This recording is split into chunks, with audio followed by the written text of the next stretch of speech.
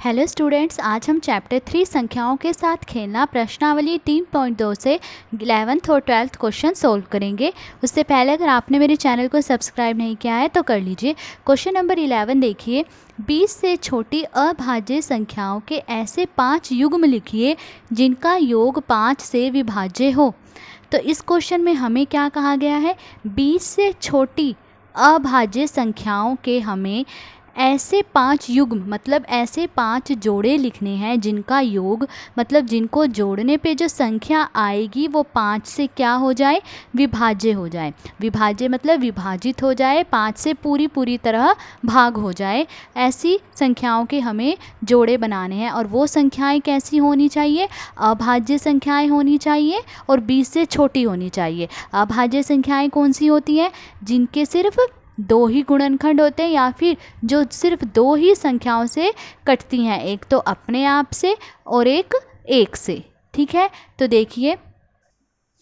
देखिए 20 से छोटी अभाज्य संख्याएं कौन सी है, ये हैं, ये सारी क्या है, 20 से छोटी अभाज्य संख्याएं हैं जो सिर्फ 2 ही संख्याओं से कटती हैं, एक अपने आप से और एक से। ठीक है, अब देखिए हमें क्या करना है, ऐसे 5 जोड़े बनाने हैं, युग्म मतलब 5 जोड़े बनाने हैं जिनको मैं जोड़ूं तो जो संख्या आएगी वो 5 से पूरी तरह भाग हो जाए या 5 से विभाजित हो जाए। तो देखिए पहला जोड़ा मैं किसका ले लेती हूँ, 2 और 3 का जोड़ा ले लेती हूँ। तो देखिए 2 और 3 इनका योग करने पर लिखा है ना, जिनका योग, तो मतलब इन दोनों को हमने क्या करना है, जोड़ना है। तो इनका योग करने पे कौन सी संख्या आ रही है, 5 आ रही है। तो अब देखिए ये जो संख्या आई है 5, क्या ये 5 से पूरी तरह भाग हो जाती है, हाँ हो जाती है। तो इसका मतलब पहला जोड़ा कौन सा होगा, 2 और 3। ठीक है, पहला युग्म या पहला जोड़ा कौन सा हो गया, 2 और 3 का। अब देखिए दूसरा युग्म कौन सा होगा, अब पहले मैंने 2 के साथ 3 को जोड़ा, ठीक है, अब मैं 2 और 5 को जोड़ लेती हूँ। तो देखिए 2 और 5 को जब मैं जोड़ूंगी तो क्या आएगा, 2 जमा 5 7 आएगा। ठीक है, और जो 7 है वो 5 से पूरी तरह भाग नहीं होता, तो इसका मतलब 2 और 5 का जोड़ा मैं नहीं ले सकती हूँ। ऐसे ही 2 और 7 का जोड़ा लूँगी तो 2 और 7 क्या होता है, 2 जमा 7 9 आ रहा है, 9 भी 5 से भाग नहीं होता पूरी तरह, तो 2 और 7 का जोड़ा भी नहीं लेंगे। ऐसे ही 2 और 11 का जोड़ा ले लेंगे, तो 2 जमा 11 जोड़ूंगी तो क्या आ रहा है, 13 आ रहा है, 13 भी 5 से पूरी तरह भाग नहीं होता। ठीक है, तो इसका मतलब 2 और 11 का जोड़ा नहीं ले सकती मैं। अब देखिए 2 और 13 का जोड़ा ले लेते हैं। देखिए 2 जमा 13, मैंने 2 और 13 का जोड़ा लिया, इनको क्या करना है, जोड़ना है, मतलब इनका योग करना है। इनका योग करने पे कौन सी संख्या आ रही है, 15 आ रही है। तो 15 जो है 5 से पूरी तरह भाग हो जाता है, तो इसका मतलब अगला जोड़ा कौन सा होगा, 2 और 13 का। ठीक है, अब देखिए 2 के साथ इन 2 संख्याओं के अलावा और कोई भी संख्या अगर हम जोड़ेंगे, जैसे 17 जोड़ूंगी मैं 2 के साथ या 19 जोड़ूंगी मैं 2 के साथ, तो वो संख्या नहीं आएगी जो 5 से पूरी तरह भाग हो जाए। ठीक है, तो अब देखिए 3 के साथ हम संख्याओं को जोड़ लेंगे। 2 के साथ तो देख ली सारी जोड़ के, अब 3 के साथ देखिए, 3 के साथ 2 तो हमने जोड़ लिया है, अब 3 के साथ अगर हम 5 जोड़ रहे हैं तो 3 जमा 5 क्या आ रहा है, 8। 8 भी 5 से पूरी तरह भाग नहीं होता, तो 3 के साथ सिर्फ 7 को जोड़ने पर जो आएगी संख्या, देखिए 3 को पहले 7 के साथ जोड़ लीजिए, 3 और 5 को जोड़ने पे तो आ नहीं रही वो संख्या। ठीक है, अब अगर मैं 3 जमा 7 जोड़ती हूँ, ठीक है, 3 और 7 ले रही हूँ, अब मैं 3 जमा 7 क्या आ रहा है, 10। तो ये जो संख्या आई है 10, ये 5 से पूरी तरह भाग हो जाती है, 5 दूनी 10। तो अगला जोड़ा कौन सा होगा, 3 और 7 का होगा। ठीक है, 3 जोड़े हो गए, 2 जोड़े और बताने हैं मुझे। अब देखिए अगर मैं 3 और 11 का जोड़ा लेती हूँ, ठीक है, 3 जमा 11 क्या आ रहा है, 14। 14 5 से पूरी तरह भाग नहीं होता, तो 3 और 11 का जोड़ा भी नहीं ले सकती। फिर 3 और 13 का जोड़ा लूँ तो 3 और 13 को जोड़ने पर क्या आ रहा है, 16 आ रहा है, 16 भी 5 से पूरी तरह भाग नहीं होता।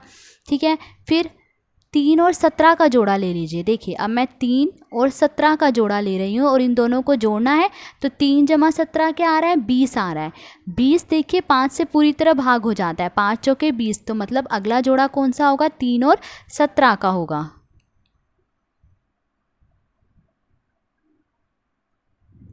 ठीक है। अब 3 के साथ 19 है, ठीक है। 3 जमा 19 अगर मैं जोड़ूं तो देखिए क्या आएगा, 3 जमा 19 कितना आ रहा है ये 22, ठीक है। 22 भी जो है 5 से पूरी तरह भाग नहीं होता, तो 3 और 19 का जोड़ा नहीं हो सकता, ठीक है। अब अगली संख्या देखिए क्या है 5, 3 के साथ मैंने सभी संख्याओं को जोड़ के देख लिया, ठीक है। अब देखिए 5 के साथ कौन सी संख्या जोड़ी जाए तो कि वो संख्या मिले जो 5 से पूरी तरह भाग हो जाए। इनमें से जो है 5 के साथ कोई भी जोड़ा नहीं बन रहा, ठीक है। 5 जो है सिर्फ 5 के साथ जुड़ने पर वो संख्या दे रहा है, 5 जमा 5 10, ये 5 से भाग हो रही है, पर ये दोनों ही सेम हो गई 5 और 5, ठीक है। तो 5 तो लेंगे नहीं हम। अब देखिए 7 के साथ जोड़ लीजिए, 7 के साथ अगर मैं कौन सी संख्या जोड़ूं, देखिए 7 और 3 तो हो चुके हैं, 7 और 3 हो गए, तो 7 के साथ अब कौन सी संख्या जोड़ेंगे हम, 13 जोड़ लेंगे।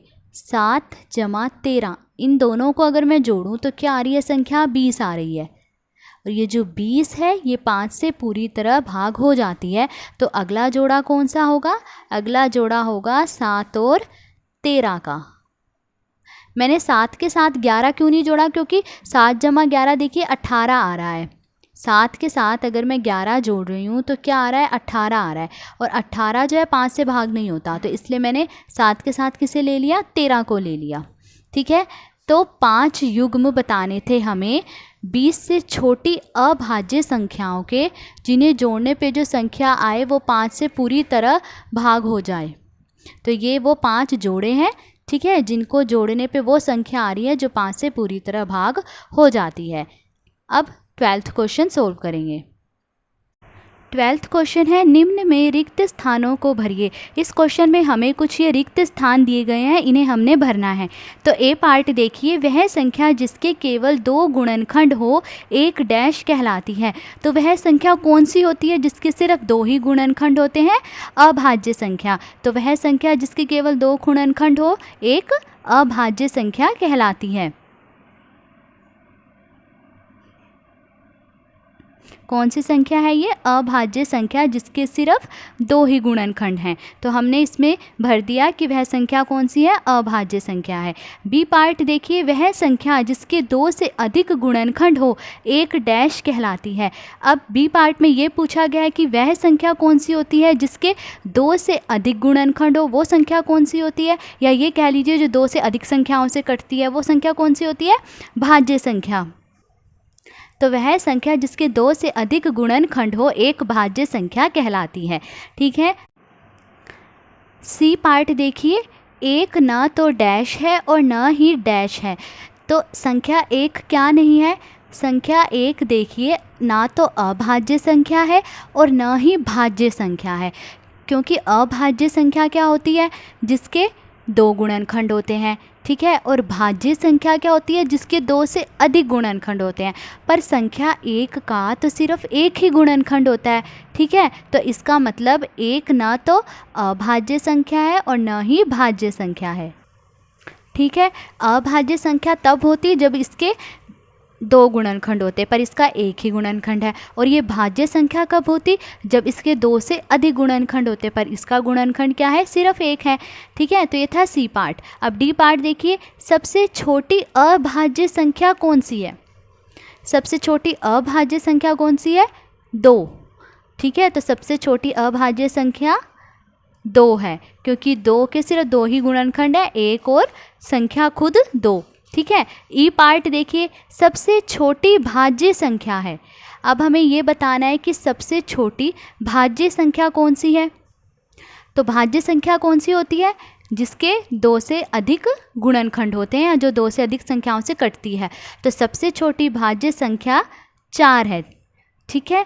उसके बाद एफ पार्ट देखिए, सबसे छोटी सम संख्या क्या है, सबसे छोटी सम संख्या कौन सी है, 2, ठीक है। सम संख्या कौन सी होती है, जो 2 से पूरी तरह भाग हो जाती है। तो सबसे छोटी सम संख्या कौन सी है, 2 है, ठीक है। तो आज हमने 11th और 12th क्वेश्चन सोल्व करा। अगर आपको वीडियो अच्छी लगी हो तो please like, share and subscribe. Thank you.